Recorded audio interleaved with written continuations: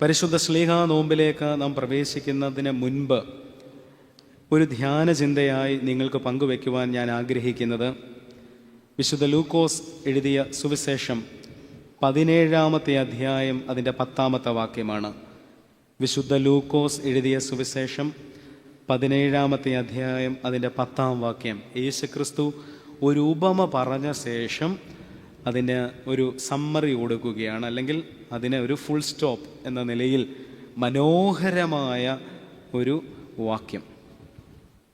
ലൂക്കോസ് 17:10. Saint Luke chapter 17 verse 10.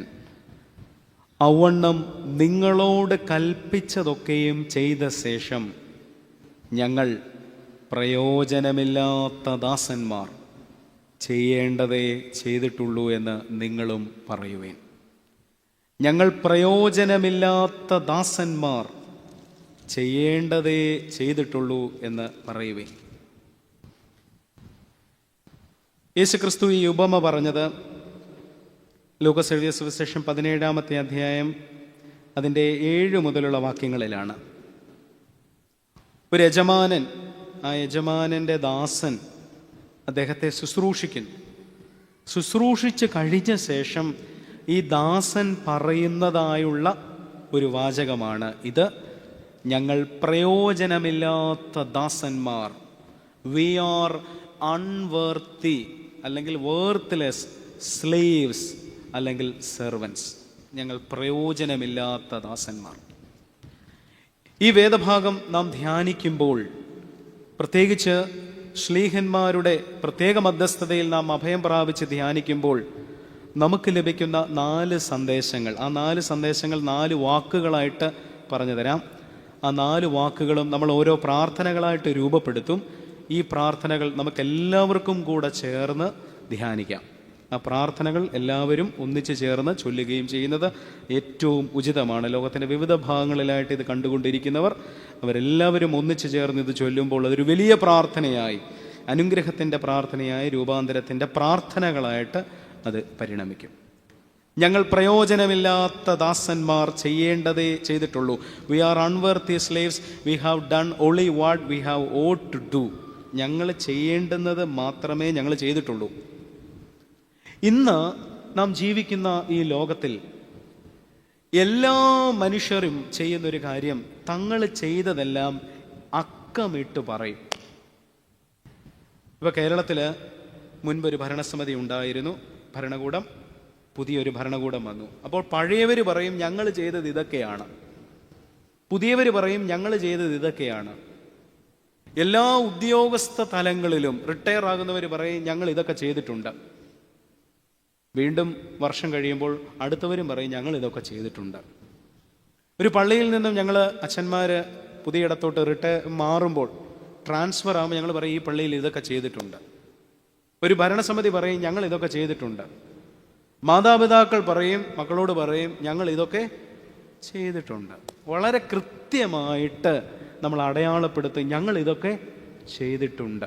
ദൈവസന്നിധിയിൽ വന്ന് നിൽക്കുമ്പോഴും കർത്താവേ ഞങ്ങൾ ഇതൊക്കെ ചെയ്തിട്ടുണ്ട്, ഞങ്ങളിതെല്ലാം ചെയ്തിട്ടുണ്ട്. ഇങ്ങനെ അവകാശവാദം, ഇങ്ങനെ കണക്കെടുപ്പ്, തങ്ങൾ ചെയ്തതിനെക്കുറിച്ച് കൃത്യമായി ദൈവസന്നിധിയിൽ അല്ലെങ്കിൽ പൊതു സമൂഹത്തിൽ പറയുന്നവരാണ് നാം എല്ലാവരും. ഞങ്ങൾ ഇതൊക്കെ ചെയ്തിട്ടുണ്ട്, കണക്കെടുപ്പുകൾ.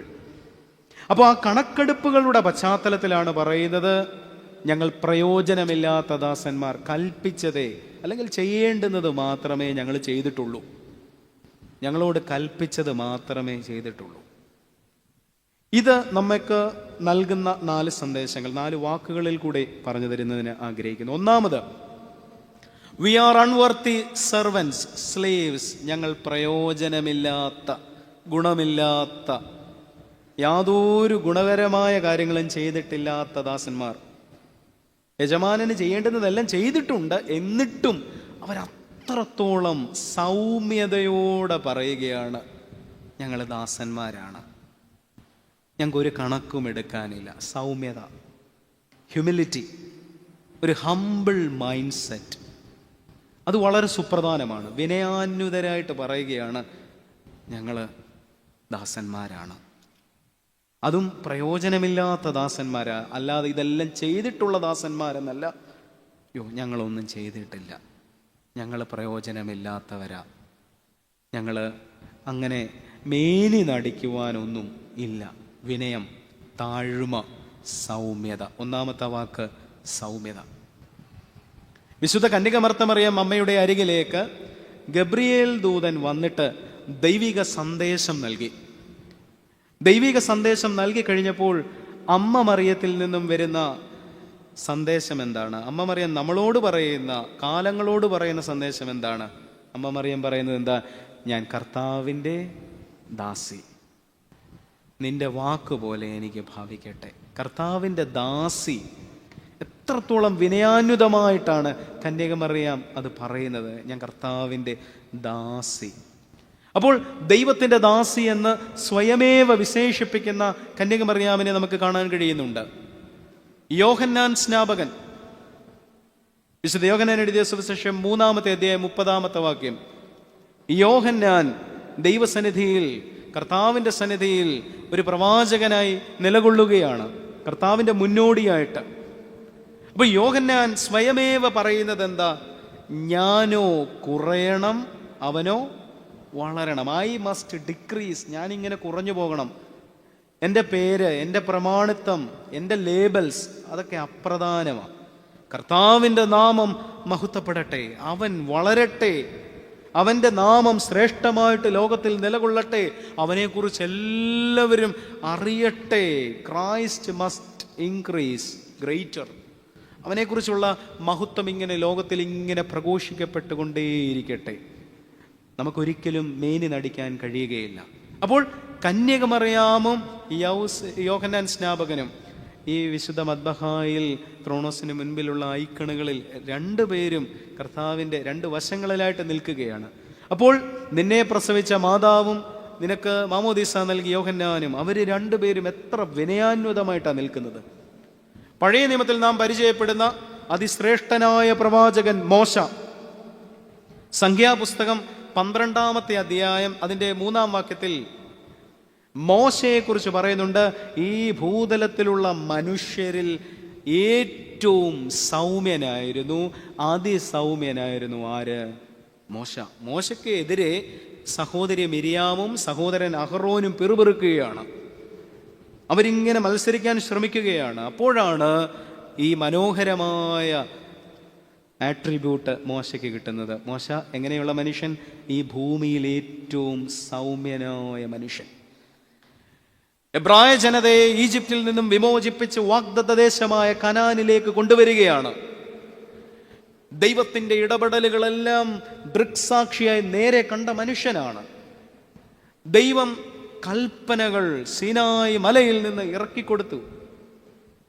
ഇസ്രായേൽ ജനതയ്ക്ക് ആവശ്യമായ ആരാധനാ സംവിധാനങ്ങൾ, ഭരണക്രമീകരണങ്ങൾ, അവരുടെ ന്യായപാലനത്തിന് ആവശ്യമായ സംവിധാനങ്ങൾ, ഈ ജനതയെ ഇടങ്കയും വലങ്കയും തിരിച്ചറിയാൻ കഴിയാത്ത ഈ ജനതയെ നയിച്ചു കൊണ്ടുവരുന്ന അതിശ്രേഷ്ഠനായ മനുഷ്യൻ, ആ മനുഷ്യനെ കുറിച്ച് പറയുകയാണ്. അദ്ദേഹം ഈ ഭൂമിയിൽ ഏറ്റവും സൗമ്യനായ മനുഷ്യനായിരുന്നു, അതിസൗമ്യൻ.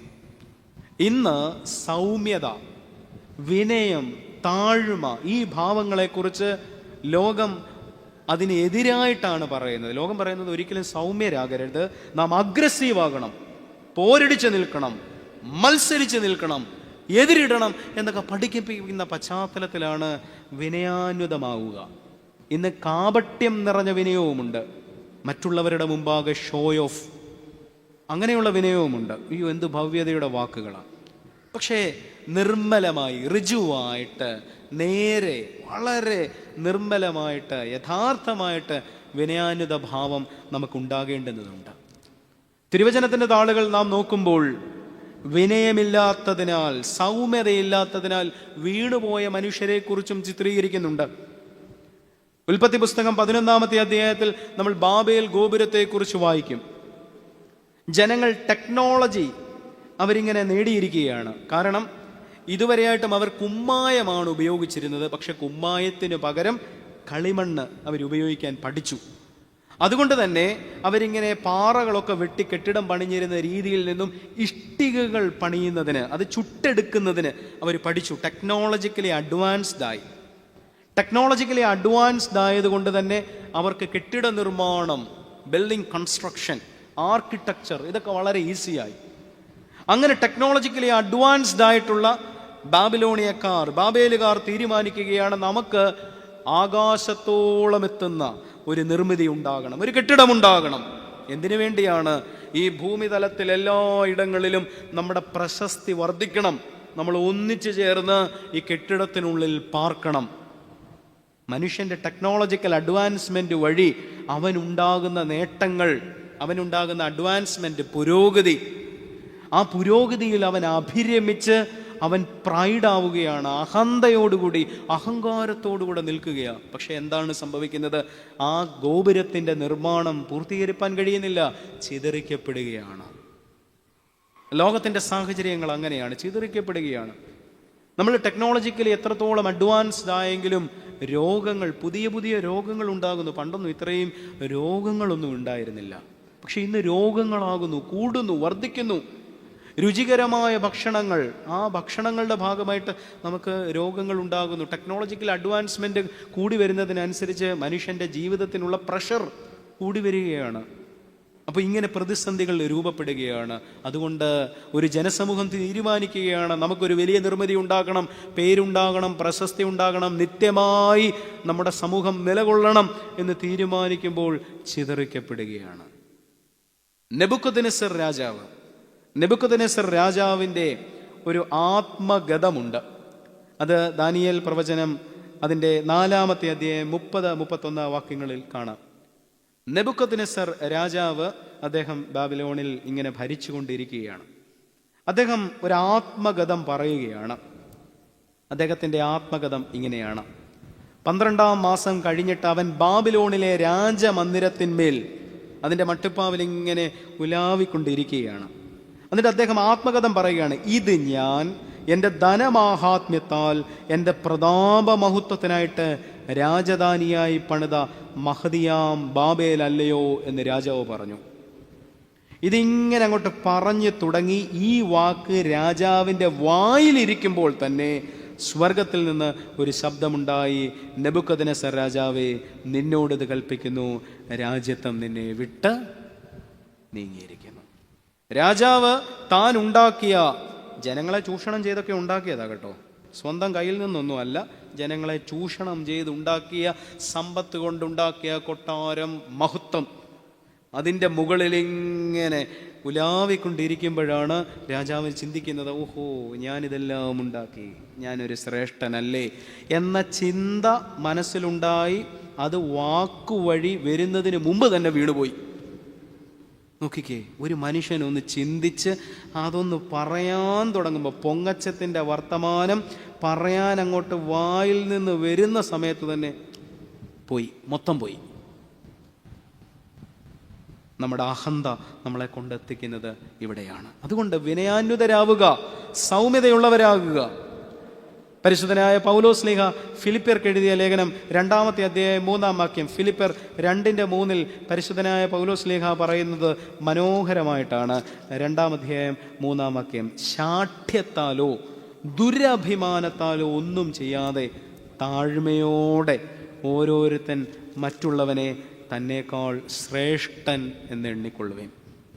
നമുക്ക് പലതും അറിയത്തില്ല, നമുക്ക് പലതും കണ്ടെത്താൻ കഴിയത്തില്ല, നമുക്ക് പലതും നേടാനൊക്കുകയില്ല, പല സ്ഥലങ്ങളിലും ചെല്ലാൻ കഴിയുകയില്ല. പക്ഷെ ഇവിടെയൊക്കെ ചെല്ലാൻ കഴിയുന്ന അനേകം മനുഷ്യർ ശ്രേഷ്ഠരായിട്ട് ഉണ്ട്. അവരെയൊക്കെ പരിഗണിക്കുക, ആദരിക്കുക. ഒരു ശാഠ്യമോ അല്ലെങ്കിൽ ഒരു മത്സരബുദ്ധിയോ ദുരഭിമാനമോ അല്ലാതെ പൊങ്ങച്ച വർത്തമാനങ്ങളോ ഒന്നും വേണ്ട. സൗമ്യതയുടെ അന്തരീക്ഷം നമുക്കുണ്ടാകട്ടെ, നമ്മുടെ ജീവിതത്തിന് അത് അലങ്കാരമാകട്ടെ. അതുകൊണ്ട് 1-ാമത്തെ വാക്ക്, ഞങ്ങൾ പ്രയോജനമില്ലാത്ത ദാസന്മാർ, ചെയ്യേണ്ടതേ ചെയ്തിട്ടുള്ളൂ എന്ന മനോഹരമായ വാക്യം നമ്മളെ ഓർമ്മിപ്പിക്കുന്ന 1-ാമത്തെ വാക്ക് സൗമ്യത. പ്രാർത്ഥന ഇതാണ്: ദൈവമേ, സൗമ്യതയുള്ളവരായി ഞങ്ങളെ മാറ്റണമേ, അല്ലെങ്കിൽ ഞങ്ങളെ സൗമ്യതയുള്ളവരാക്കണമേ. കണ്ണുകളടയ്ക്കാം, പ്രാർത്ഥിക്കാം. ഞാൻ പറഞ്ഞു തരുന്ന പ്രാർത്ഥന ഏറ്റുചൊല്ലണം. ദൈവമേ, സൗമ്യതയുള്ളവരായി തീരുവാൻ ഞങ്ങളെ സഹായിക്കണമേ. ദൈവമേ, സൗമ്യതയുള്ളവരായി തീരുവാൻ ഞങ്ങളെ സഹായിക്കണമേ. രണ്ടാമത്, ഞങ്ങൾ പ്രയോജനമില്ലാത്ത ദാസന്മാർ ചെയ്യേണ്ടതേ ചെയ്തിട്ടുള്ളൂ. ഇവിടെ ദാസൻ എന്ന് പറയുമ്പോൾ സ്വാഭാവികമായിട്ടും ഈ ദാസനിൽ നിന്നും യജമാനൻ പ്രതീക്ഷിക്കുന്നത് അദ്ദേഹത്തിൻ്റെ സന്നദ്ധതയാണ്. ഡ്യൂട്ടിഫുൾ ആയിരിക്കണം, റെഡി ആയിരിക്കണം, ഡ്യൂട്ടിഫുൾ ആയിരിക്കണം. ചില മനുഷ്യരുണ്ട്, അവരോട് എന്തെങ്കിലും ഒരു കാര്യം പറഞ്ഞു കഴിഞ്ഞാൽ വേണ്ടെന്നേ, ഞങ്ങളെ കൊണ്ടൊക്കത്തില്ല, അങ്ങ് മടി പിടിച്ചിരിക്കുന്ന മനുഷ്യർ, അലസഭാവത്തിലിരിക്കുന്ന മനുഷ്യർ. നമ്മുടെ പള്ളിയിൽ നമ്മൾ വന്നിരിക്കുന്ന ചില ഇടങ്ങളുണ്ടല്ലോ, നമ്മൾ വളരെ ചെറുപ്പം തൊട്ട് 10-60 വർഷമായിട്ട് ഞായറാഴ്ചകളിൽ അവിടെ വന്നിരിക്കുകയുള്ളൂ. ഇച്ചിരി മടി പിടിച്ച് അലസഭാവത്തിൽ. ഇങ്ങനെ അലസഭാവമല്ല, ഡ്യൂട്ടിഫുൾ ആകണം, റെഡി ആകണം. ഇംഗ്ലീഷിലൊരു വാക്കുണ്ട്, സ്റ്റെഡ് ഫാസ്റ്റ്, റെഡി ആയിരിക്കുന്ന, ഉണർവോടുകൂടെ ഇരിക്കുന്ന മനുഷ്യർ. ഈ ദാസൻ യജമാനൻ എപ്പോൾ വരുമെന്ന് അറിയായികയാൽ എപ്പോഴും ഉണർന്നുള്ളവനായിരിക്കണം, റെഡി ആയിരിക്കണം. അതായത് അദ്ദേഹം സന്നദ്ധനായിരിക്കണം. സന്നദ്ധത. ജനസമൂഹം പാപത്തിലേക്ക് വീണു പോകുന്നു. ദൈവം ഒരു പ്രതിവിധി നിശ്ചയിക്കുന്നു, ഒരു വലിയ പ്രളയം, ഒരു ഫ്ലഡ്. ഈ പ്രളയത്തിൽ അതിജീവനം സാധ്യമാവുക നോഹയ്ക്കും കുടുംബത്തിനുമാണ്. നോഹയോടും കുടുംബത്തോടും പറഞ്ഞു, ഒരു പെട്ടകം ഉണ്ടാക്കുക, ഒരു ആർക്ക് ഉണ്ടാക്കുക. നോഹയ്ക്ക് വേണമെങ്കിൽ ചുമ്മാതാന്നേ എന്ന് വിചാരിക്കാമായിരുന്നു. പക്ഷെ നോഹ എത്ര താല്പര്യത്തോടു കൂടിയാണ് വിറകുകൾ ശേഖരിക്കുകയും ദൈവം കൽപ്പിച്ചതനുസരിച്ച് വിറകുകൾ ശേഖരിച്ച് അത് വളരെ കൃത്യമായി ഒരു ബോട്ട് ഉണ്ടാക്കുന്നതിന്, കപ്പലുണ്ടാക്കുന്നതിന് പരുവത്തിന് പാകപ്പെടുത്തി ഉളിയും ആണിയും അതിന് പുരട്ടുന്ന കീലും എല്ലാം ക്രമീകരിച്ച് എത്ര മനോഹരമായിട്ടാണ് നോഹ സംവിധാനം ചെയ്യുന്നത്. റെഡിയാ, താല്പര്യത്തോടു കൂടി അത് ഏറ്റെടുക്കുകയാണ്, ഉത്സാഹത്തോടുകൂടി ഏറ്റെടുക്കുകയാണ്. Meticulously he did it. അത് ഭംഗിയായിട്ട് അദ്ദേഹം ചെയ്യുകയാണ്. ഇസ്രായേൽ ജനതയെ, അവരെബ്രായ ജനതയായി ഈജിപ്തിൽ കഴിയുമ്പോൾ അവരെ വിമോചിപ്പിക്കണം. ദൗത്യം മോശയെ ഏൽപ്പിച്ചു. മോശ തുടക്കത്തിൽ ഒരല്പം ഹെസിറ്റൻ്റായിട്ട് മോശ പറയുന്നുണ്ട്, അയ്യോ ഞാൻ തടിച്ച നാവുള്ള വിക്കനായ ഒരു മനുഷ്യനാണ്, എനിക്ക് സ്റ്റാമറിങ് ഉണ്ട്, ഒരു പ്രഭാഷണ മികവ് വ്യുൽപ്പത്തിയൊന്നും എനിക്കില്ല, എന്നെ ഒന്ന് ഒഴിവാക്കാമോ എന്ന് ചോദിക്കുമ്പോൾ യഹോവയാം ദൈവം മോശയെ നിയോഗിക്കുന്നു. പക്ഷെ മോശ അത് ഏറ്റെടുത്തു. ഇടയ്ക്കിടയ്ക്ക് വെല്ലുവിളികൾ ഉയരുമ്പോൾ മോശ ഒന്ന് അസ്വസ്ഥനാകുന്നുണ്ട്. പക്ഷെ ദൈവം ശക്തീകരിക്കുന്നുണ്ട്. സന്നദ്ധനാവുകയാണ്, നിയോഗങ്ങൾക്ക് മുൻപാകെ സന്നദ്ധത കാണിക്കുക, റെഡിയാവുകയാണ്. ഇത് വളരെ സുപ്രധാനമാണ്. ദൈവം നമ്മളോട് കൽപ്പിക്കുന്ന നിയോഗങ്ങൾ സന്നദ്ധതയോടുകൂടെ ഏറ്റെടുക്കണം. ഇന്ന് യുവതി യുവാക്കൾ വിവാഹം കഴിക്കുന്നതിന് മടിക്കുകയാണ്. ഇനി എന്താകും? ഡിവോഴ്സ് കേസുകളൊക്കെ കൂടി വരുന്നുണ്ട്. വേദനാജനകമായ അന്തരീക്ഷങ്ങൾ പല കുടുംബങ്ങളിലുമുണ്ട്.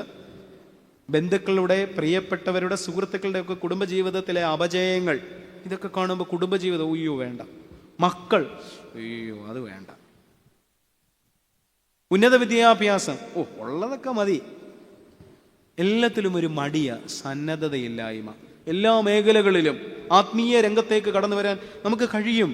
പള്ളിയുടെ ചുമതലകളിലേക്ക് കടന്നു വരാൻ ഒയ്യോയ്യോ എന്നെ അങ്ങ് ഒഴിവാക്കാമോ, പക്ഷെ എൻ്റെ അഭിപ്രായം 10 എനിക്കുണ്ട്. സോഷ്യൽ മീഡിയ ഞാൻ കുറേ കമൻ്റ് ഇടും, വാട്സപ്പ് ഗ്രൂപ്പിൽ ഞാൻ തിളങ്ങി നിൽക്കും, പക്ഷെ ഉത്തരവാദിത്വം എൻ്റെ പൊന്നച്ച എന്നെ അങ്ങ് ഒഴിവാക്കണം. എല്ലാത്തിനും കമൻ്റ് ഇടും, ലൈക്ക് ചെയ്യും, ഷെയർ ചെയ്യും, എല്ലാത്തിനും അഭിപ്രായമുണ്ട്.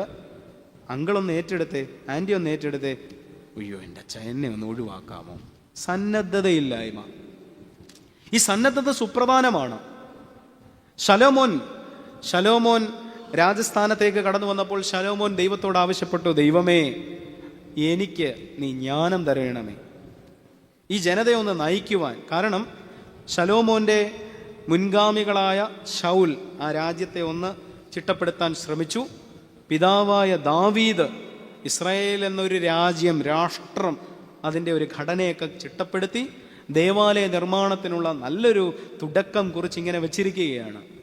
ശലോമോന് ദൈവത്തോട് ആവശ്യപ്പെടുന്നത് ജ്ഞാനമാണ്. ദൈവമേ എനിക്കൊരു ജ്ഞാനം തരണമേ.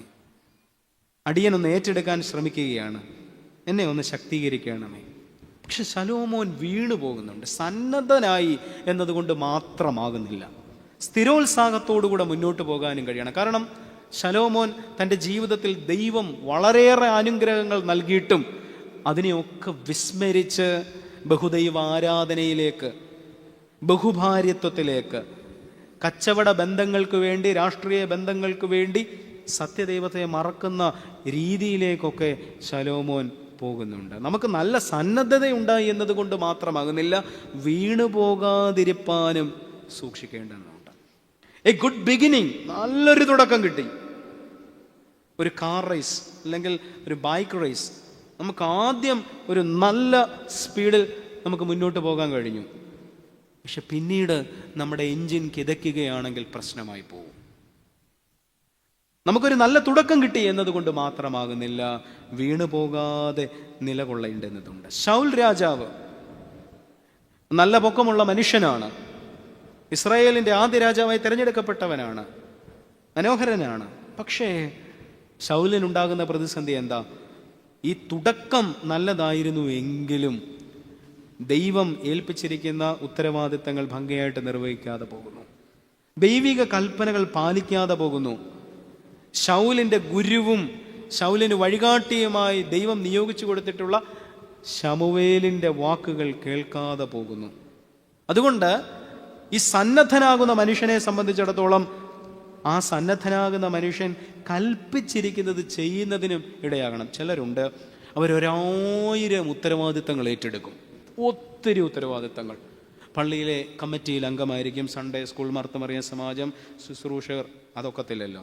മർത്തമറിയ സമാജത്തിലുള്ളവർ ശുശ്രൂഷകരാകത്തില്ലല്ലോ. അപ്പോൾ എല്ലാ ഉത്തരവാദിത്തങ്ങളും ഇങ്ങനെ ഏറ്റെടുത്തു, അത് പോരട്ടെ ഇത് പോരട്ടെ എല്ലാം ഏറ്റെടുക്കും. പക്ഷെ സ്വന്തം കുടുംബക്കാര്യം തകർന്നു പോകും. ഒത്തിരി ഉത്തരവാദിത്തങ്ങൾ ഏറ്റെടുക്കുന്നതല്ല, ഏറ്റെടുത്തിരിക്കുന്ന ഉത്തരവാദിത്തങ്ങളിൽ ഫലപ്രദമായി സമയം ചിലവിട്ട് വിജയിപ്പിക്കുന്നതാണ് വിജയം. അത് വളരെ സുപ്രധാനമാണ്. നമ്മുടെ കുട്ടികളൊക്കെ അവരുടെ പുതിയ അക്കാഡമിക് ഇയർ സ്റ്റാർട്ട് ചെയ്തിട്ടുണ്ട്. അതിൻ്റെ ആദ്യ ദിവസങ്ങളിൽ എത്ര ചിട്ടയോടുകൂടിയാണ് അവർ അവരുടെ പുസ്തകങ്ങൾ നോക്കുന്നത്, എത്ര ഭംഗിയായിട്ട് അത് നല്ലതുപോലെ പൊതിഞ്ഞ് നെയിം സ്ലിപ്പൊക്കെ ഒട്ടിച്ച് പേരൊക്കെ എഴുതി, ക്ലാസ്, ഡിവിഷൻ, സ്കൂള്, സബ്ജക്റ്റ്, മനോഹരം. പക്ഷെ ഒരാഴ്ച കഴിയുമ്പോൾ ഈ പുസ്തകം രാവിലെ എവിടുന്നെങ്കിലുമൊക്കെ പറക്കിയെടുത്തോണ്ടായിരിക്കും വരുന്നത്. ആദ്യത്തെ ദിവസങ്ങളിൽ ഷൂ ഒക്കെ പോളിഷ് ചെയ്ത് നല്ല ഭംഗിയായിട്ട് തേച്ച് മിനുക്കി നമ്മളിങ്ങനെ അങ്ങ് പോകും. മദ്ബഹായിൽ ശുശ്രൂഷകരായിട്ട് പ്രവേശിക്കുന്നവർ, ആദ്യത്തെ 2 ആഴ്ചകളിൽ എന്ത് ഉത്സാഹമാണ് അച്ഛാ, ഞാൻ 24 മണിക്കൂറും പള്ളിയിൽ അങ്ങ് നിന്നോട്ടെ എന്നൊക്കെ ചോദിക്കും. 3-ാമത്തെ ആഴ്ച 4-ാമത്തെ ആഴ്ച മുട്ടുന്യായങ്ങൾ, തടസ്സവാദങ്ങൾ, ഒഴിവ് കഴിവുകൾ, സന്നദ്ധതയുണ്ട്, പക്ഷേ നിലനിന്ന് മുന്നോട്ട് പോകാൻ കഴിയാത്ത അവസ്ഥ. ദൈവം യോനയോട് പറഞ്ഞു, നീ നിനിവയിലേക്ക് ചെല്ലുക, വലിയൊരു ദൗത്യം നിനക്ക് നിർവഹിപ്പാനുണ്ട്, വലിയൊരു ദൗത്യം. പക്ഷെ യോനയ്ക്ക് പദ്ധതി മറ്റു പലതുമാണ്. അവൻ യോപ്പയിലേക്ക് പോയി തർശീശിലേക്ക് പോകാൻ കപ്പൽ കയറുകയാണ്, വേറെ ദിക്കിലേക്ക്. ഏറ്റെടുത്തു, പക്ഷെ വേറെ എന്തോ ചെയ്തു പോകുന്ന ചില മനുഷ്യരുണ്ട്. ദൈവത്തിൻ്റെ ഹിതം നടപ്പിലാക്കാതെ, അത് ഏറ്റെടുക്കാതെ, സന്നദ്ധത കാണിക്കാതെ പോകുന്ന മനുഷ്യർ. നമ്മളിപ്പോൾ ശ്ലീഹന്മാരെ ഓർക്കുകയാണ്. ശ്ലീഹന്മാരിൽ അവർക്ക് ഓരോരുത്തർക്കും അവരുടെ ജീവിതത്തെ നാം ഒന്ന് വിലയിരുത്തുമ്പോൾ, അവരുടെ ജീവചരിത്രം നാം വായിക്കുമ്പോഴും അവർ തുടക്കത്തിൽ ഒരാവേശമൊക്കെ കാണിച്ചു, ചില സമയത്ത് അവർ തണുത്തു പോയിട്ടുണ്ട്. നമ്മളെപ്പോലെ ബലഹീനരായ, കുറവുള്ള, ദുർബലരായ മനുഷ്യരാണ്. പക്ഷേ അവരുടെ കുറവുകളെല്ലാം ക്രിസ്തുവിൻ്റെ സന്നിധിയോട് ചേർന്ന് നിന്നപ്പോൾ, കർത്താവിനോട് ചേർന്ന് നിന്നപ്പോൾ അതിജീവിക്കുവാൻ അവർക്ക് കഴിയുന്നുണ്ട്. പ്രത്യേകാൽ പെന്തിക്കോസ്തിക്ക് ശേഷം അവർ പ്രാപിച്ച ഊർജം, അതെങ്ങനെ ലോകത്തിൽ അവർ ആവിഷ്കരിച്ചു എന്നത് നമ്മെ വിസ്മയിപ്പിക്കുന്നതാണ്. It is amazing. നമ്മൾ നോക്കിക്കേ, പത്രോസ് സകലതും ഉപേക്ഷിച്ച് ക്രിസ്തുവിനെ അനുഗമിച്ചവനാണ്.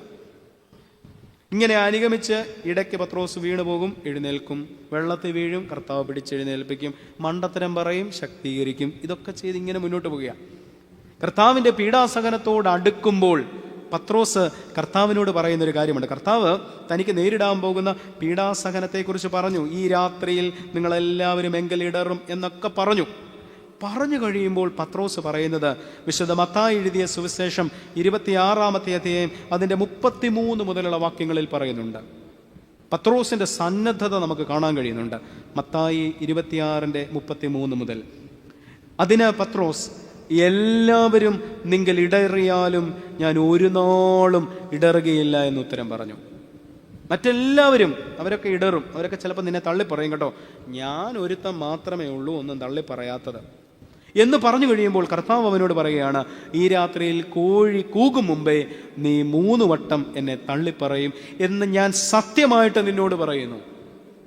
ഇത് പറഞ്ഞു കഴിഞ്ഞ് പത്രോസ് വീണ്ടും അദ്ദേഹത്തിൻ്റെ ആവേശത്താൽ പറയുകയാണ്, നിന്നോടുകൂടെ മരിക്കേണ്ടി വന്നാലും ഞാൻ നിന്നെ തള്ളിപ്പറയുകയില്ല എന്ന് പത്രോസ് അവനോട് പറഞ്ഞു. ഇത് കേട്ടപ്പോൾ മറ്റ് ശിഷ്യന്മാർക്കും ആവേശമായി. അവരും പറഞ്ഞു, അതുപോലെ തന്നെ ശിഷ്യന്മാർ എല്ലാവരും പറഞ്ഞു. സന്നദ്ധതയുണ്ട്. വി ആർ റെഡി, കർത്താവേ മറ്റാരും ഉപേക്ഷിച്ചാലും ഞാൻ നിന്നെ തള്ളിപ്പറയുകയില്ല എന്ന് പറയുന്ന പത്രോസ്. സന്നദ്ധത. നമുക്ക് നമ്മുടെ ആത്മീക ജീവിതത്തിൽ സന്നദ്ധത അനിവാര്യമാണ്. ഡ്യൂട്ടിഫുൾ ആകണം, റെഡി ആകണം. നമ്മളിങ്ങനെ അലസ മനോഭാവത്തോടുകൂടെ ആകരുത്. ദേവാലയത്തിലേക്ക് വരുമ്പോൾ ഞായറാഴ്ച രാവിലെ ഒരു 8 മണിക്ക് എഴുന്നേറ്റിട്ട് ചിന്തിക്കുക, ഇന്ന് എന്തെടുക്കണം, ഇന്ന് ഏത് വസ്ത്രം ധരിക്കണം. ഇങ്ങനെ ചിന്തിച്ചിരുന്നാൽ ഒക്കുകയില്ല. നമ്മൾ തലേന്നേ റെഡിയാകണം. വസ്ത്രങ്ങളെല്ലാം അടുക്കി വെക്കണം, ഓരോന്നും ചിട്ടയോടുകൂടെ വെക്കണം. പരിശുദ്ധ പാമ്പാടി തിരുമേനി ഏകദേശം 15 വർഷക്കാലത്തോളം തൻ്റെ കബറിടം അത് പണിത് അതിനടുത്ത് കട്ടിലിട്ട് ഇരുന്ന മനുഷ്യനാണ് പരിശുദ്ധ പാമ്പാടി തിരുമേനി, പാമ്പാടി കുറിയാക്കോസ് മാർ ഗ്രിഗോറിയോസ് തിരുമേനി. സന്നദ്ധതയാ, റെഡിയാ, ഡ്യൂട്ടിഫുള്ളാ. നമ്മുടെ പിതാക്കന്മാരൊക്കെ അങ്ങനെയാ, വളരെ നേരത്തെ തന്നെ അവരുടെ വിൽപത്രങ്ങളെല്ലാം എഴുതി വെക്കും. അതുപോലെ തന്നെ അന്ത്യകൽപ്പനകളെല്ലാം റെഡിയാക്കി വെക്കും. എന്താണ് ലോകത്തോട് പറയാനുള്ളത്, റെഡിയാ, തയ്യാറായിട്ട് നിൽക്കുന്ന മനുഷ്യർ, ഡ്യൂട്ടിഫുള്ളാകുന്ന മനുഷ്യർ, നമുക്ക് അവരെ ഓർക്കേണ്ടുന്നതുണ്ട്. പ്രത്യേകിച്ച് ശ്ലീഹന്മാരെ ഓർക്കുമ്പോഴും അവരുടെ സന്നദ്ധത നമുക്ക് മുൻപാകെ ഉണ്ടാകണം. അതുകൊണ്ട് 2ാമത് വാക്കായിട്ടുള്ളത് സന്നദ്ധത. നമുക്ക് പ്രാർത്ഥിക്കാനുള്ളത്, കർത്താവേ നിന്റെ ഹിതം ഏറ്റെടുക്കുവാനുള്ള സന്നദ്ധ ഞങ്ങൾക്ക് നൽകണം. നമുക്ക് നിയോഗം തന്നിട്ടുണ്ട്. കുടുംബജീവിതമാകാം, അക്കാദമിക മേഖലയിൽ പഠിക്കുക എന്നുള്ളതാകാം, ഏതെങ്കിലും ജോലി കാര്യങ്ങളാകാം, ഇടവകയിലെ ഉത്തരവാദിത്തങ്ങളാകാം, നല്ലൊരു ഗ്രഹനാഥനും ഗ്രഹനായികയും മക്കളും മരുമക്കളും കൊച്ചുമക്കളും ഒക്കെ ആകുവാനുള്ള നിയോഗമാണ് നമുക്ക് ഓരോരുത്തർക്കും നൽകിയിട്ടുള്ളത്. മടിയും അലസതയും പൂണ്ട് വീണു പോവുകയല്ല, മറിച്ച് കർത്താവേ നീ എന്നെ ഏൽപ്പിക്കുന്നത്, നീ എന്നോട് ഈ കാലഘട്ടത്തിൽ പറയുന്നത് ഏറ്റെടുക്കുവാനുള്ള ഒരു സന്നദ്ധത എനിക്ക് നീ നൽകണമേ എന്നുള്ള പ്രാർത്ഥനയാണ് നമ്മളിൽ നിന്നും ഉണ്ടാകേണ്ടുന്നത്. അതുകൊണ്ട് നമുക്ക് കണ്ണുകൾ അടച്ച് 2ാമത്തെ പ്രാർത്ഥന, 1ാമത്തെ പ്രാർത്ഥന കർത്താവേ ഞങ്ങൾക്ക് സൗമ്യത നൽകണമേ, 2ാമത്തെ പ്രാർത്ഥന കർത്താവേ ഞങ്ങൾക്ക് സന്നദ്ധത, നിന്റെ പദ്ധതികൾ നിന്റെ നിയോഗം ഏറ്റെടുക്കുവാനുള്ള സന്നദ്ധത നൽകണമേ എന്ന് പ്രാർത്ഥിക്കാം. കണ്ണുകൾ അടയ്ക്കാം. 2ാമത്തെ പ്രാർത്ഥന. ദൈവമേ നിന്റെ ഹിതം ഏറ്റെടുക്കുവാൻ ഞങ്ങൾക്ക് സന്നദ്ധത നൽകണമേ. ദൈവമേ നിന്റെ ഹിതം ഏറ്റെടുക്കുവാൻ ഞങ്ങൾക്ക് സന്നദ്ധത നൽകണമേ. 1ാമത്തെ വാക്ക് സൗമ്യത, 2ാമത്തെ വാക്ക് സന്നദ്ധത. ഞങ്ങൾ പ്രയോജനമില്ലാത്ത ദാസന്മാർ, ചെയ്യേണ്ടതേ ചെയ്തിട്ടുള്ളൂ. അങ്ങനെ ഒരു ദാസൻ പറയുമ്പോൾ അതിൻ്റെ 3ാമത്തെ തലം ചെയ്യേണ്ടതേ ചെയ്തിട്ടുള്ളൂ, ചെയ്തു, ഹി ഡിഡ് ഇറ്റ്, അവൻ ചെയ്തു കഴിഞ്ഞു. അത് ഓർമ്മിപ്പിക്കുന്നത് സമർപ്പണത്തെയാണ്. സമർപ്പണം, 3ാമത്തെ വാക്ക് സമർപ്പണം എന്നുള്ളതാണ്. സന്നദ്ധത ഉണ്ടായിട്ട് കാര്യമില്ല, സമർപ്പണം വേണം. ഞാനിത് ഏറ്റെടുക്കാം എന്ന് പറഞ്ഞിട്ട് കാര്യമില്ല, ഞാൻ ഇത് നിർവഹിച്ചു കഴിഞ്ഞു എന്നുള്ള ഒരു പൂർത്തീകരണത്തിൻ്റെ തലത്തിലേക്ക് വരണം. ആ പൂർത്തീകരണത്തിൻ്റെ തലത്തിലേക്ക് വരുമ്പോഴാണ് അത് ഫലപ്രദമായി, അത് ഫുൾഫിൽഡായി, പൂർത്തീകരിക്കപ്പെട്ടു എന്ന് പറയുവാൻ കഴിയുകയുള്ളൂ. കർത്താവായ യേശുക്രിസ്തുവാണ് തൻ്റെ പിതാവിൻ്റെ ഹിതം ഏറ്റെടുത്ത് പൂർത്തീകരിച്ചതിനുള്ള മനോഹരമായ ഉദാഹരണം. എൻ്റെ ഇഷ്ടമല്ല അവിടുത്തെ ഇഷ്ടം, എൻ്റെ പദ്ധതിയല്ല നിന്റെ പദ്ധതി. കർത്താവേ പിതാവാം ദൈവമേ അങ്ങ് പറഞ്ഞിട്ടുള്ള വാക്കുകൾ അത് മാത്രമേ ഞാൻ പറഞ്ഞിട്ടുള്ളൂ എന്ന് മനോഹരമായി കർത്താവ് അത് പറയുകയും ചെയ്യുന്നുണ്ട്. അത് ഏറ്റെടുക്കലാണ്, ഏറ്റെടുത്തതിനെ പൂർത്തീകരിക്കലാണ്. അപ്പോഴാണ് അത് സാർത്ഥകമാകുന്നത്. നമുക്ക് അബ്രഹാമിനെ കാണാം. ഉൽപ്പത്തി പുസ്തകം 22-ാമത്തെ അധ്യായം. അബ്രഹാമിനോട് ദൈവം പറഞ്ഞു, യഹോവയാം ദൈവം പറഞ്ഞു, അബ്രഹാമേ, നീ സ്നേഹിക്കുന്ന നിന്റെ ഏകജാതനായ ഇസ്സഹാക്ക് മകനെ കൂട്ടിക്കൊണ്ട് മോറിയാദേശത്തേക്ക് ചെന്ന് അവിടെ ഞാൻ നിന്നോട് കൽപ്പിക്കുന്ന ഒരു മലയിൽ ഒരു ഹോമയാഗം കഴിക്കുക. അബ്രഹാമിനോട് ദൈവം കൽപ്പിച്ചു. അബ്രഹാം എപ്രകാരമാണ് അത് സന്നദ്ധതയോടെ ഏറ്റെടുക്കുന്നത് എന്നതിനെക്കുറിച്ച്, സമർപ്പണത്തോടെ അത് പൂർത്തീകരിക്കുന്നത് എന്നതിനെക്കുറിച്ച് ഉൽപ്പത്തി പുസ്തകം 22-ാമത്തെ അധ്യായം അതിൻ്റെ 3-ാം വാക്യത്തിൽ കാണാം. അബ്രഹാം അതികാലത്ത് എഴുന്നേറ്റു, ഏർലി മോർണിംഗ്, കഴുതയ്ക്ക് കോപ്പിട്ടു, അതായത് കഴുതയ്ക്ക് ജീനിയിട്ടു, തൻ്റെ മകൻ ഇസ്സഹാക്കിനെയും കൂട്ടി ഹോമയാഗത്തിന് വിറകും കീറിക്കൊണ്ട് അവൻ പുറപ്പെട്ടു. 2 ദാസന്മാരെയും കൂടെ കൂട്ടി. റെഡിയാ. അതെത്ര മനോഹരമായിട്ടാണ് ചിത്രീകരിക്കുന്നത്. അബ്രഹാം സ്വയമേവ റെഡിയായി, തൻ്റെ മകനെ റെഡിയാക്കി, ഹോമയാഗത്തിനുള്ള വസ്തുക്കൾ ക്രമീകരിച്ചു, യാത്രക്കുള്ള ക്രമീകരണം ചെയ്തു, തന്നോടൊപ്പം പോരുന്നതിന് 2 ബാല്യക്കാരെയും റെഡിയാക്കി. ചുറ്റുപാടുകളെ ക്രമീകരിച്ച് ഭംഗിയായിട്ട് കാര്യങ്ങൾ നിർവഹിക്കുന്നവർ, സമർപ്പിതരായിരിക്കുന്ന മനുഷ്യർ. കന്യകമറിയാം, ഇതാ ഞാൻ കർത്താവിൻ്റെ ദാസി, നിന്റെ വാക്ക് പോലെ എനിക്ക് ഭവിക്കട്ടെ എന്ന് പറഞ്ഞ് അവസാനിപ്പിക്കുകയല്ല. ഇന്നും അമ്മ മറിയം തൻ്റെ ദൗത്യം നിർവഹിക്കുകയാണ്. എത്ര മനോഹരമായിട്ടാണ് തിരുവചനത്തിൽ അത് കാണാൻ കഴിയുന്നുണ്ട്. രൂത്ത്, ഭർത്താവ് മരിച്ചു, ഭർത്താവിൻ്റെ സഹോദരൻ മരിച്ചു, സഹോദര ഭാര്യ സ്വന്തം ദേശത്തേക്ക് പോയി. രൂത്ത് അമ്മാവിയമ്മയായ നവോമിയോട് പറയുന്നതുണ്ടല്ലോ, രൂത്തിന്റെ പുസ്തകം 1-ാം അധ്യായം 16-ാം വാക്യം, നിന്റെ ജനം എൻ്റെ ജനം, നിന്റെ ദൈവം എൻ്റെ ദൈവം. നിങ്ങൾ പോകുന്ന ദേശത്തേക്ക്, വസിക്കുന്ന സ്ഥലത്ത് ഞാനും വസിച്ചു കൊള്ളാം. സമർപ്പണമാണ് അന്ത്യത്തോളം. അതുകൊണ്ട് എന്താണ്, തലമുറകൾ രൂത്തിന്റെ പേര് ഓർക്കുകയാണ്. എത്ര അനുഗ്രഹീതരായ സന്താനങ്ങൾ, കൊച്ചുമക്കൾ, തലമുറകൾ ഒക്കെയാണ് രൂത്തിനും ഉണ്ടാകുന്നത്. നിന്റെ ജനം എൻ്റെ ജനം, നിന്റെ ദൈവം എൻ്റെ ദൈവം. ഒരു സമർപ്പണത്തിൻ്റെ അനുഭവം. പരിശുദ്ധനായ പൗലോസ് ശ്ലീഹ ദമസ്കോസിന്റെ പടിവാതിൽക്ക് വെച്ച് ശൗലായിരുന്ന അദ്ദേഹത്തെ ദൈവം വിളിച്ചു, ഉത്തരവാദിത്തം ഏറ്റെടുത്തു, ഒരു യാത്ര നടത്തി, അവസാനിപ്പിച്ചില്ല.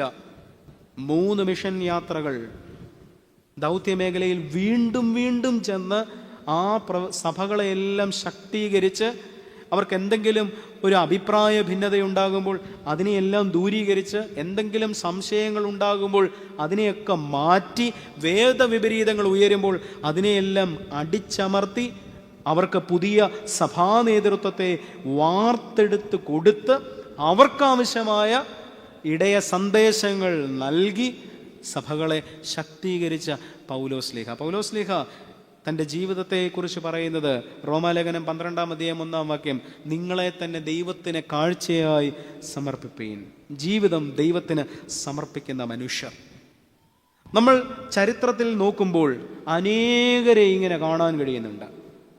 ദശരഥ് മാഞ്ചി, ആ മനുഷ്യൻ ഈ അടുത്തിടെ ദ മൗണ്ടൈൻ മാൻ എന്നുള്ള ഒരു മൂവിയിൽ കൂടി നമുക്ക് മുമ്പാകെ അവതരിപ്പിക്കപ്പെട്ടു. അദ്ദേഹത്തിൻ്റെ ഭാര്യയ്ക്ക് തക്ക സമയത്ത് ചികിത്സ ലഭിച്ചില്ല. കാരണം അദ്ദേഹത്തിന് ഒരു വലിയ മല കടന്നു വേണം ആശുപത്രിയിൽ കൊണ്ടുപോകുവാൻ. 50ഓളം കിലോമീറ്റർ ദൂരം താണ്ടി വേണം ഭാര്യയ്ക്ക് ആശുപത്രിയിൽ കൊണ്ടുപോകുവാൻ. ഭാര്യ മരിച്ചു.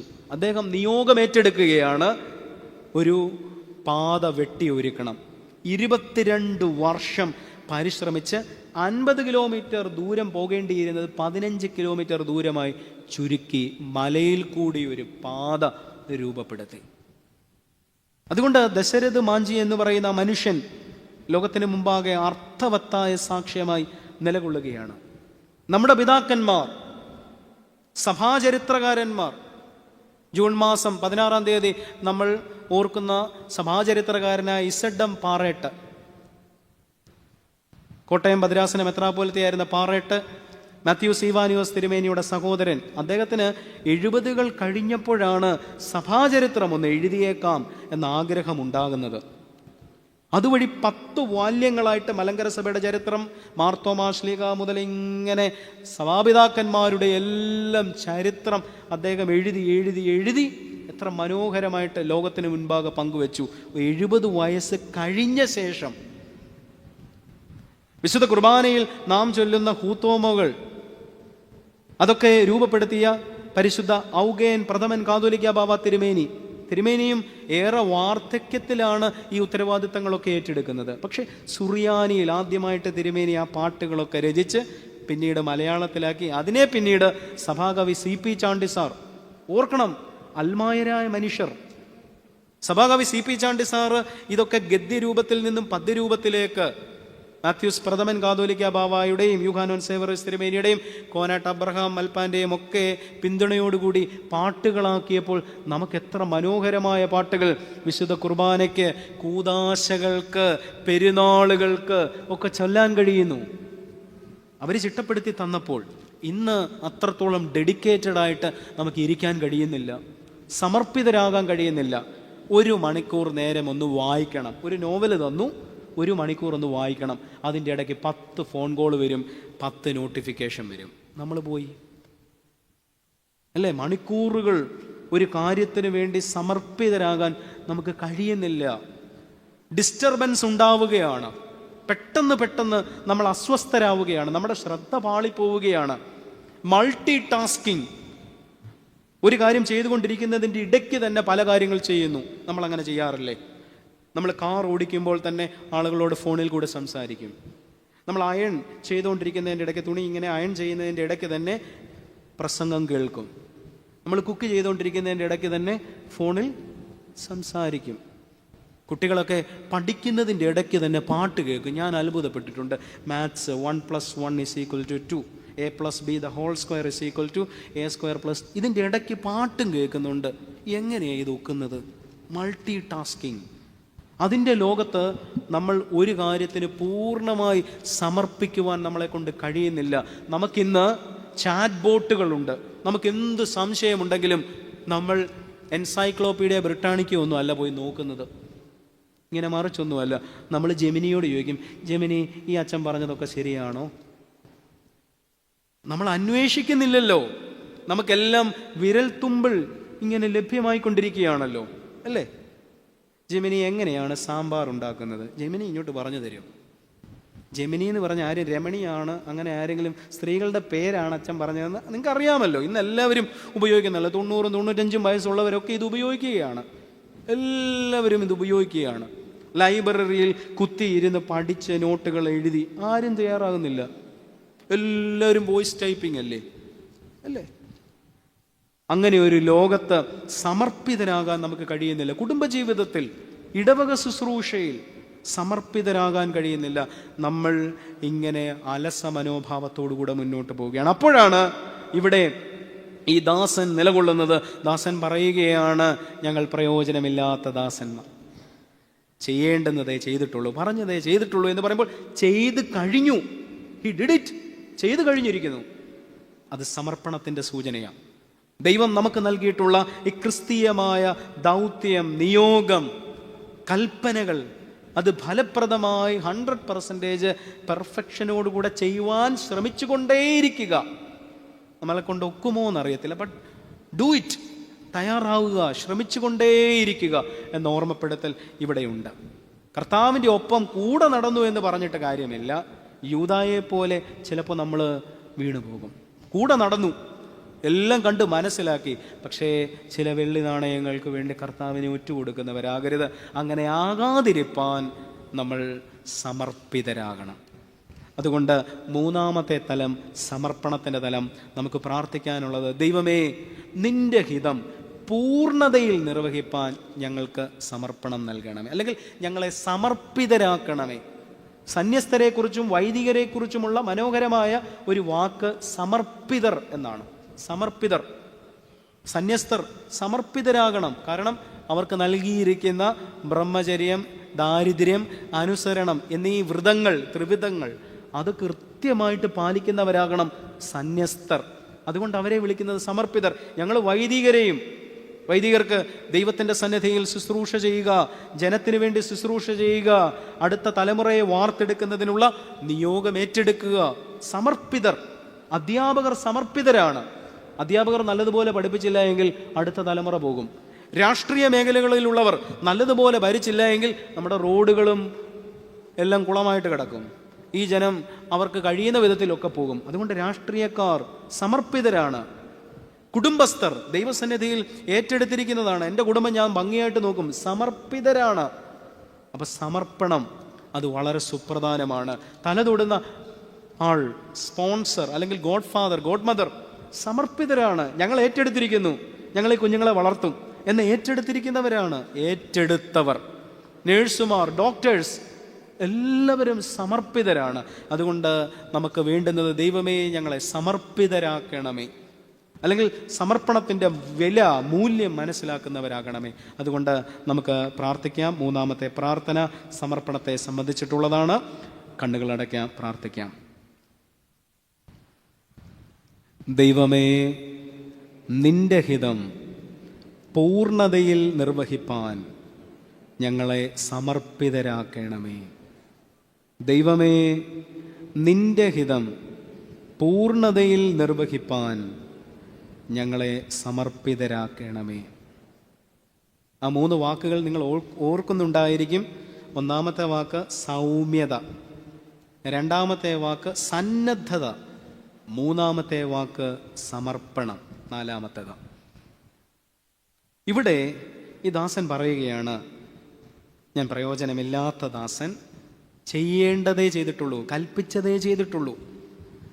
ഇവിടെ ഈ ദാസൻ യജമാനനെ ശുശ്രൂഷിക്കുമ്പോൾ യജമാനനോട് വിരോധമല്ല, യജമാനനോട് ദേഷ്യമല്ല, പകയല്ല, നിരാശയല്ല, യജമാനന്റെ മുമ്പാകെ ധാർഷ്ട്യമല്ല ഈ ദാസൻ ഉണ്ടാകേണ്ടുന്നത്. ആത്യന്തിക ഭാവം അത് സ്തുതിപ്പിൻ്റെ ഭാവമാകണം. സ്തുതിപ്പ്, ഒരു താങ്ക്സ് ഗിവിങ് ആകണം.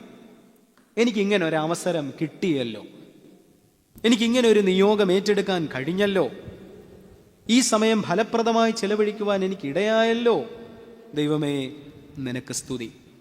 നമ്മൾ ആരാധകരെന്ന നിലയിൽ ദൈവസന്നിധിയിൽ നിലകൊള്ളുമ്പോൾ സ്തുതിപ്പാണ് നമുക്ക് മുമ്പാകെ ഉയരേണ്ടത്. നമ്മൾ നോക്കിക്കേ, നമ്മൾ ഒരു ദിവസത്തിൻ്റെ ആരംഭം 24 മണിക്കൂർ ചിന്തിച്ച് രാത്രി 12 midnight ഇങ്ങനെ ചിന്തിച്ചാൽ ഒരു ദിവസത്തിൻ്റെ പ്രാരംഭം എങ്ങനെയാണ്? രാത്രി നമസ്കാരം അല്ലേ? നമ്മുടെ ആരാധനാപരമായിട്ട് സന്ധ്യയുമാണ് എങ്കിലും ഒരു ഡേ ഒന്ന് ചിന്തിച്ചേ. രാവിലെ എഴുന്നേൽക്കുമ്പോൾ രാത്രി നമസ്കാരം. പിതാവും പുത്രനും പരിശുദ്ധ റൂഹായുമാവുന്ന സത്യേക ദൈവത്തിൻ്റെ തിരുനാമത്തിൽ തനിക്ക് സ്തുതി, നമ്മുടെ മേൽ തൻ്റെ കരുണയും മനോഗുണവും എന്നേക്കും ഉണ്ടായിരിക്കട്ടെ. സ്തുതിപ്പ്, കർത്താവിനെ സ്തോത്രം ചെയ്യുന്നതും ഉന്നതമായ തൻ്റെ തിരുനാമത്തിന് സ്തുതി പാടുന്നതും സ്തുതിപ്പ്. അവസാനിപ്പിക്കുമ്പോഴോ സൂതാറ, അതും ഒരു സ്തുതിപ്പ്. അപ്പോൾ ഒരു സ്തുതിപ്പിൽ ആരംഭിച്ച് സ്തുതിപ്പിൽ അവസാനിക്കുകയാണ്. അപ്പോൾ അങ്ങനെ ജീവിതത്തെ മുഴുവൻ ഒരു പ്രാർത്ഥനയുടെ അന്തരീക്ഷത്തിൽ, സ്തുതിപ്പിൻ്റെ അന്തരീക്ഷത്തിൽ നമ്മൾ ക്രമീകരിക്കുക, നമസ്കരിക്കുകയാണ്. ഇവിടെ ഈ ദാസൻ ഉണ്ടാകേണ്ടുന്ന ഭാവം സ്തുതിപ്പിൻ്റെ ഭാവമാണ്. Praise, thanksgiving. ദൈവമേ നിനക്ക് നന്ദി. ശമൂവേൽ പ്രവാചകന്റെ അമ്മ ഹന്ന ഏറെ നാളായിട്ട് പ്രാർത്ഥിച്ചു, ഒത്തിരി പ്രാർത്ഥിച്ചു, ഒരു കുഞ്ഞിനെ തരണമേ. ശമൂവേലിനെ കൊടുത്തു കഴിഞ്ഞപ്പം ഹന്ന സോഷ്യൽ മീഡിയയിൽ it's A boy, it's A girl എന്നൊന്നും പറഞ്ഞ് ഇടാൻ പോയില്ല. ഹന്ന ചെയ്യുന്നത് എന്താ? ദൈവസന്നിധിയിലേക്ക് കടന്നു വന്നിട്ട് ദൈവത്തിന് സ്തുതിപ്പ് രേഖപ്പെടുത്തിയ. എത്ര മനോഹരമായിട്ടാണ് ഹന്ന ദൈവത്തെ സ്തുതിക്കുന്നത്. ഇതാ ഞാൻ ദൈവത്തിൻ്റെ സന്നിധിയിൽ വന്നിരിക്കുന്നു, ദൈവമേ നിനക്ക് സ്തുതി. ദേവാലയത്തിൽ പലപ്പോഴും ആരാധനയിൽ, ശുശ്രൂഷകളിലൊക്കെ ഒത്തിരി പേര് പ്രാർത്ഥിക്കുന്നതിന് പേര് തരും, പല പല ആവശ്യങ്ങളായിരിക്കും. പക്ഷെ ഈ ആവശ്യങ്ങൾ പൂർത്തീകരിക്കപ്പെട്ട ശേഷം നമ്മൾ സ്തുതി അർപ്പിക്കുമോ? ഒത്തിരി ആവശ്യങ്ങളുണ്ട്. ആവശ്യങ്ങൾ പൂർത്തീകരിക്കപ്പെട്ട ശേഷം സ്തുതി അർപ്പിക്കുന്നവരുടെ എണ്ണം കുറവാണ്. കർത്താവ് അത് കൃത്യമായിട്ട് അടയാളപ്പെടുത്തുന്നുണ്ട്.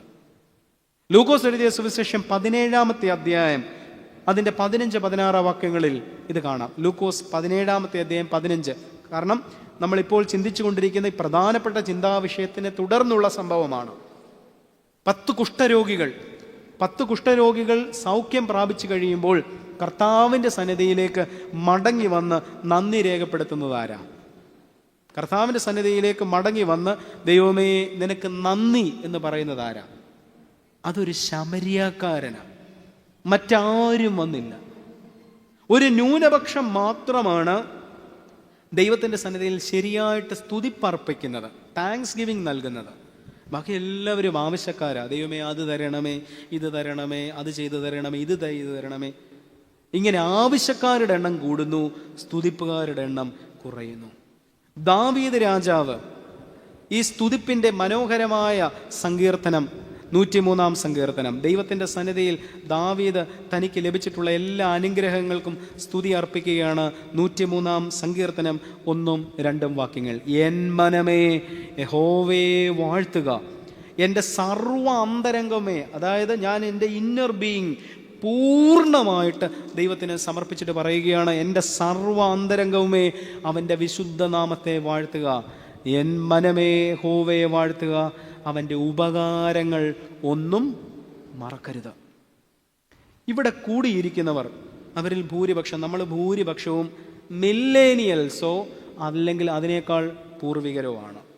അതായത് ഇന്നത്തെ തലമുറകളെ നമ്മളിങ്ങനെ ഓരോ തലമുറകളെയും അടയാളപ്പെടുത്തുമല്ലോ. സൈലന്റ് ജനറേഷൻ, ബേബി ബൂമേഴ്സ്, അതുപോലെ തന്നെ millennials, gen Z, gen alpha, gen beta എന്നൊക്കെ പറഞ്ഞ് ഇങ്ങനെ അടയാളപ്പെടുത്തും. അപ്പോൾ 1990-കൾ അതിന് മുൻപ് ജനിച്ചവരാ നമ്മൾ ഭൂരിപക്ഷവുമെന്ന് എനിക്ക് തോന്നുന്നു. ഇത് കേട്ടുകൊണ്ടിരിക്കുന്നവരിലും ഭൂരിപക്ഷം അവരൊക്കെ തന്നെയായിരിക്കും. നമ്മളൊന്ന് ചിന്തിച്ചേ, നമുക്കെത്ര മനോഹരമായി ജീവിതത്തിൻ്റെ വ്യത്യസ്ത ഭാവങ്ങളെ കാണാൻ ദൈവം അവസരം തന്നു അല്ലേ? ഫോൺ ഇല്ലാത്ത കാലത്ത് നമ്മൾ ജീവിച്ചിട്ടില്ലേ? ഒരു മൊബൈൽ ഫോൺ കയ്യിലില്ലാത്ത കാലത്ത് ജീവിച്ചിട്ടില്ലേ? അല്ലേ? അംബാസിഡർ കാറിൽ നമ്മൾ പോയിട്ടില്ലേ? ഇന്നത്തെ ആളുകൾക്ക് അംബാസിഡർ എന്ന് പറഞ്ഞാൽ ഇന്ത്യ ഒരു അംബാസിഡറെ അയച്ചു എന്നേ അറിയത്തുള്ളൂ. അംബാസിഡർ കാറിൽ 8-10 പേര് തിങ്ങി നിറഞ്ഞ് നമ്മൾ പോയിട്ടില്ലേ? ജീപ്പിൽ തൂങ്ങിക്കിടന്ന് യാത്ര ചെയ്തിട്ടില്ലേ?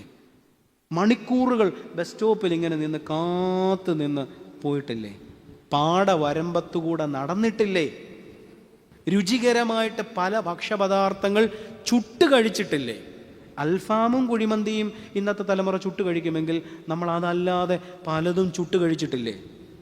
ഒരു മുളക് ഉടച്ച് കഞ്ഞി കുടിച്ചിട്ടില്ലേ?